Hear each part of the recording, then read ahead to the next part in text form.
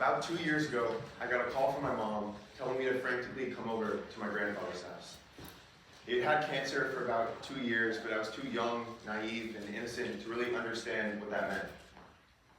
I remember driving over the 2-mile drive to his house, going up the 2 flights of stairs to his bedroom, seeing dust all over his sheets, and saying goodbye to him for the last time. It didn't hit me then, but I realized about 2 weeks later that to me, my grandfather was actually a stranger. Good afternoon, everybody. I'm Owen, and today I'm here to talk to you guys about the importance of talking to strangers and why you should have difficult conversations with people who you don't actually want to talk to. My grandfather was at every social event growing up. He was at Halloween passing out candy. He was at Thanksgiving eating 2 seats down from me, yet we never really connected. He connected with my brother over science, chemistry, and Albert Einstein, but we had nothing in common, and it stayed that way. If you don't water a plant, it's going to shrivel up and die, and neither of us put in any communication on either side to try and nurture this part of life. My grandfather was someone that I was never very close to, but I regret deeply that I could have been. Let's face it, nobody likes to talk to strangers. Nobody wants to talk to the woman standing up next to them on the T, and we definitely don't want to talk to the woman in the middle seat on our airplane for the duration of our flight. But why is this? Why do we have such a fear of the unknown?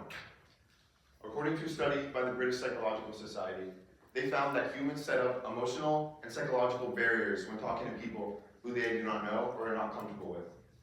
These include things such as, what does this person think of me? What do I think of this person? What does this person think of this conversation we're having right now, and what do I think of it? And slowly but surely, these things clutter our mind to the point where we can't even understand or comprehend what we're talking about. But talking to strangers really is beneficial, and there's data to prove it. Daily Science set out to see if this was the case. In Chicago, Illinois, they surveyed 864 bus passengers on their way to work and split them into 2 groups. One, people that talked to strangers on their way to work, and the other group who did not. The people who didn't were dismissed, and they focused on the group that did. They asked them one more question: how did it make you feel? A resounding majority said that they felt happier, less stressed, and lower depression in their lives. In a study that further emphasizes this, Harvard Business School found that a significant amount of people that talk to strangers on a daily or recurring basis find themselves with a better marriage and a better work-life balance. So the data it's not there. It's right in front of our eyes, yet we all avoid it. Since my grandfather's passing, I really tried to emphasize this part of my life and make it something that I worked on, because that regret kept building up in myself. I started off with micro-socialization.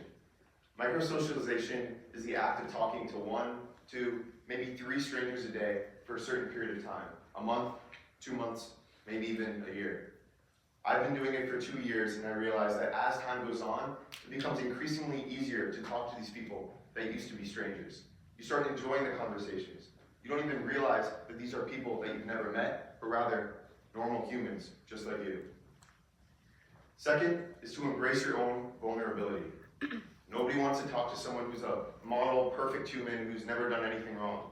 Show people that you have emotions and you have things that you can change. The more you connect with people on a deeper, more emotional level, they're more likely to reciprocate this back to you, and the conversation will be better. Last, but definitely not least, is to say yes more. Say yes to joining that club. Say yes to sitting next to that kid you've never sat next to, and say yes to doing a QuestromTalk. The more we get comfortable with saying yes, the uncomfortable becomes comfortable, and the comfortable is now uncomfortable for us. So why am I telling you guys this?